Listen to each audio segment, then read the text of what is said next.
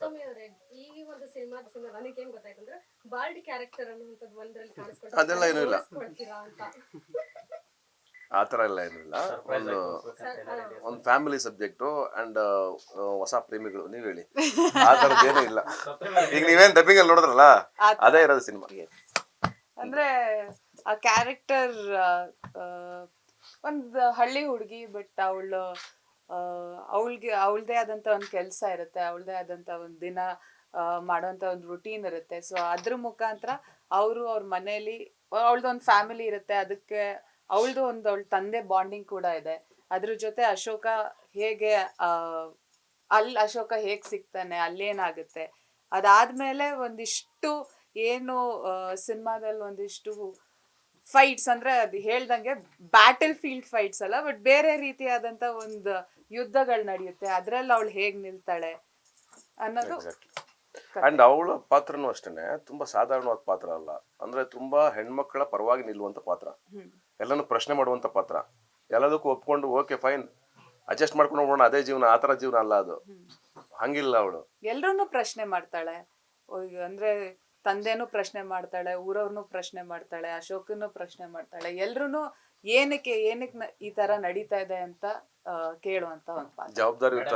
ಸಹಜವಾಗಿ social life ಅಲ್ಲಿ ಒಂದಿಷ್ಟು ಸವಾಲುಗಳಿದ್ದೇ ಇರುತ್ತೆ. ಸತೀಶ್ ಸರ್ ಹೇಳಿದ್ರೆ ಇಂಥ ಚಾಲೆಂಜಿಂಗ್ ಪಾತ್ರ ಎಲ್ಲೂ ಪ್ರಶ್ನೆ ಮಾಡುವಂತ. ಸಪ್ತಮಿ ಗೌಡ ಅವ್ರ ಲೈಫ್ ಅಲ್ಲಿ ತುಂಬಾ ಸೀರಿಯಸ್ ಆಗಿ ಪ್ರಶ್ನೆ ಮಾಡಿದ್ದೆ ಯಾವ್ದು ವಿಚಾರಕ್ಕೆ? ಪಬ್ಲಿಕ್ ಅಲ್ಲಿ ಪ್ರಶ್ನೆ ಮಾಡಿಲ್ಲ, ಮಾಡ್ಬೇಕಾಗಿದ್ದ ಕಡೆ ಯಾವತ್ತಾದ್ರೂ ಖಂಡಿತ ಮಾಡ್ತೀನಿ. ಅದೊಂದು ಟೈಮ್ ಬರುತ್ತೆ ಮಾಡಕ್ಕೆ, ಅವತ್ ಮಾಡ್ತೀನಿ. ಇನ್ನೂ ಮಾಡಿಲ್ಲ ಪ್ರಾಬಬ್ಲಿ.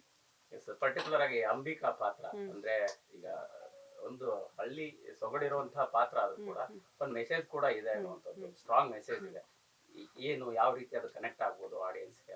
ತುಂಬಾ ಚೆನ್ನಾಗಿ ಕನೆಕ್ಟ್ ಆಗುತ್ತೆ. ಅಂದ್ರೆ ಇವಾಗ ಸತೀಶ್ ಅವ್ರು ಹೇಳ್ದಂಗೆನೆ ಅವಳು ತುಂಬಾ ಪ್ರಶ್ನೆಗಳು ಕೇಳ್ತಾಳೆ ಅಂತ. ಸೊ ಆ ಪ್ರಶ್ನೆಗಳನ್ನ ಸುಮ್ನೆ ಅಂದ್ರೆ ನನ್ಗೆ ಯಾಕೆ ಊಟ ಕೊಡ್ತಾ ಇಲ್ಲ ಅನ್ನೋ ಪ್ರಶ್ನೆ ಅಲ್ಲ, ಬೇಸಿಕ್ ಕ್ವೆಶ್ಚನ್ ಅಲ್ಲ ಅವಳು ಕೇಳೋದು. ಒಂದ್ ತುಂಬಾ ಮೆಚ್ಯೂರ್ ಆಗಿ ಮಾತಾಡೋಂತ ಒಂದು ಕ್ಯಾರೆಕ್ಟರು. ಮತ್ತೆ ಹೆಣ್ಮಕ್ಳಿಗೆ ಅದ್ ರಿಲೇಟ್ ಆಗಂತ ಒಂದು ಪ್ರಶ್ನೆಗಳು. ಸಾಕಷ್ಟು ಜನ ಹೆಣ್ಮಕ್ಳಿಗೆ ಈ ಪ್ರಶ್ನೆ ಇರ್ಬೋದು. ಒಂದಿಷ್ಟು ಜನ ಇಂಟ್ರೋವರ್ಟ್ ಇರ್ತಾರೆ, ಅವ್ರಿಗೆ ಅದನ್ನ ಕೇಳಲ್ಲ. ಹೌದಪ್ಪ, ನಮ್ ಜೀವನ ಮದ್ವೆ ಮಾಡ್ಬಿಟ್ರು ನಾವ್ ಹಿಂಗೆ ಅಂತ ತುಂಬಾ ಜನ, ಸಾಕಷ್ಟು ಜನ ಹೆಣ್ಮಕ್ಳು ಇರ್ತಾರೆ. ಸೊ ಅಷ್ಟು ಜನಕ್ಕೆ ನಿಂತು ಇವಳು ಆ ಪ್ರಶ್ನೆಗಳನ್ನ ಸಮಾಜಕ್ಕೆ ಕೇಳ್ತಾಳೆ. ಆ ಸಮಾಜನ ನಾವ್ ನಿಂತ್ಕೊಂಡ್ ಸಮಾಜ ನಡೆಸ್ತಾ ಇದೀವಿ ಅಂತ ಯಾರ್ಯಾರು ಮಾತಾಡ್ತಾರಲ್ಲ ಅಂತವ್ರನ್ನೇ ಡೈರೆಕ್ಟ್ ಆಗಿ ಕೇಳ್ತಾಳೆ.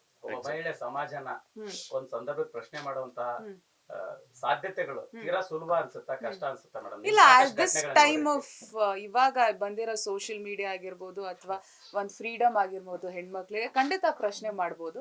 ಬಟ್ ಏನಾಗುತ್ತೆ ಅಂದ್ರೆ ಒಂದ್ ಹೆಣ್ಮಗು ಪ್ರಶ್ನೆ ಮಾಡ್ಬೇಕಾದ್ರೆ ಅದನ್ನ ತಿರ್ಗ್ಸೋದ್ ಬೇರೆ ರೀತಿ ಆಗುತ್ತೆ, ಅದು ಜಾಸ್ತಿ ಆಗತ್ತೆ ಅಷ್ಟೇ. ಬಟ್ ಕೇಳಕ್ ಆಗಲ್ಲ ಅನ್ನೋ ಸ್ಥಿತಿಲಿ ಇವಾಗ ನಾವ್ ಖಂಡಿತ ಇಲ್ಲ. ಡೆಫಿನೆಟ್ ಆಗಿ ಪ್ರಶ್ನೆ ಮಾಡ್ಬೋದು, ಯಾರಾದ್ರೂ ಬಂದು ಕೇಳ್ಬೋದು. ಆ ತರ ಮೀಡಿಯಂ ಇದೆ ಇವಾಗ, ಅವೈಲಬಲ್ ಇದೆ. ಗುಡ್. ಮೇಡಮ್, ಇನ್ನು ಡೈಲಾಗ್ ಬರೋದಾದ್ರೆ ನಿಮ್ಮ ಅಂಬಿಕಾ ಪಾತ್ರದ ಡೈಲಾಗ್ ಫಿಮೇಲ್ ಫ್ಯಾನ್ಸ್ ನಿಮ್ಗೆ ಆಲ್ಮೋಸ್ಟ್ ಇರೋ ಗೊತ್ತಾದ್ರೆ ಹಿಂದೆ ಸಹ ಆ ಡೈಲಾಗ್ ಗಳನ್ನ ಈಗಲೂ ಸಹ ಗೊತ್ತಿರೋದು ಟ್ರೆಂಡಿಂಗ್ ನಲ್ಲಿ ಇರೋದಿಲ್ಲ. ಆ ರೀತಿ ಅಂಬಿಕಾ ಪಾತ್ರಕ್ಕೆ ತುಂಬಾದಂತಹ ಒಂದಷ್ಟು ಡೈಲಾಗ್ಸ್ ಇದೆ, ಖಂಡಿತ ಇದೆ. ಅದು ಒಂದು ಮೋನೋಲಾಗ್ ಕೂಡ ಇದೆ ಸಿನಿಮಾದಲ್ಲಿ. ಆ ಮೋನೋಲಾಗ್ ಐ ಥಿಂಕ್ ತುಂಬಾ ಜನಕ್ಕೆ ಅದು ಇಮೋಷನಲ್ ಮಾಡುತ್ತೆ ಅಂಡ್ ಅದನ್ನ ಅವರು ಕ್ಯಾರಿ ಫಾರ್ವರ್ಡ್ ಮಾಡ್ಕೊಂಡು ಹೋಗ್ತಾರೆ ಸಿನಿಮಾದಲ್ಲಿ. ಅದ್ ಸಿನಿಮಾ ಬಿಟ್ಟು ಹೋದಾಗ ಅದು ಅವ್ರ ತಲೆಯಲ್ಲಿ ಉಳ್ಕೊಳತ್ತೆ. ಅದ್ ಬಿಟ್ಟು ಜಾಸ್ತಿ ಮಾತಾಡೋಕ್ಕಿಂತ ಜಾಸ್ತಿ ಇಮೋಟ್ ಮಾಡುವಂತ ಕ್ಯಾರೆಕ್ಟರ್ ಅಂಬಿಕಾ ಅನ್ನೋ ಪಾತ್ರ. ಮಾತಾಡ್ತಾಳೆ ಅವ್ರದ್ದು, ಇಲ್ಲ ತುಂಬಾ ತೂಕವಾದ್ದು ಒಳ್ಳೊಳ್ಳೆ ಮಾತಿದೆ ಅವ್ರದ್ದು. ನನಗಿಲ್ಲ ಆಕ್ಚುಲಿ ಅಷ್ಟು ಒಳ್ಳೆ ಮಾತು, ಅವ್ರಿಗೆ ಚೆನ್ನಾಗಿದೆ. ಒಳ್ಳೊಳ್ಳೆ ಪ್ರಶ್ನೆ ಇರ್ತಾರೆ, ಏನ್ ದೊಡ್ಡ ದೊಡ್ಡ ಮಾತುಗಳೆಲ್ಲ ಆಡ್ತಾರೆ. ಎಜುಕೇಟೆಡ್ ಅವಳು ಕ್ಯಾರೆಕ್ಟರ್. ಅಶೋಕ ಮತ್ತೆ ಅಂಬಿಕಾ ಇಬ್ರು ಓದ್ಕೊಂಡವ್ರು, ತುಂಬಾ ಚೆನ್ನಾಗಿ ಮಾತಾಡೋರು.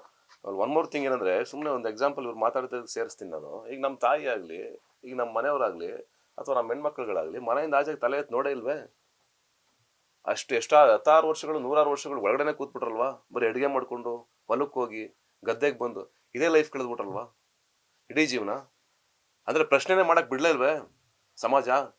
ಪ್ರಶ್ನೆಗೆ ಅವಕಾಶ ಮಾಡಿದ್ರೆ ಅಯ್ಯೋ ಎಷ್ಟು ಮಾತಾಡ್ತಾಳೆ, ತುಂಬಾ ಮಾತಾಡ್ತಾಳೆ ಅನ್ನೋ ಟ್ಯಾಗ್ ಲೈನ್ ಬರುತ್ತೆ. ಸಪ್ರೆಸ್ ಮಾಡ್ಬಿಟ್ರಲ್ಲ ಇವಾಗ ಐ ಥಿಂಕ್ ಆಮೇಲೆ ಈಗ ಬರ್ತಾ ಇದಾರೆ. ಏನ್ ಗೊತ್ತಾ, ಆ ಭಯದಿಂದ ಆಚೆಗೆ ಬರ್ಬೇಕು ಅಂತ 1000 ವರ್ಷ ಹಿಡಿತಿದೆ. ಯಾಕೆಂದ್ರೆ ನಿಮ್ಗೆ ಜೀನ್ಸ್ ಅಲ್ಲಿ ಪಾಸ್ ಆಗಿರುತ್ತೆ ಒಂದು ಭಯ,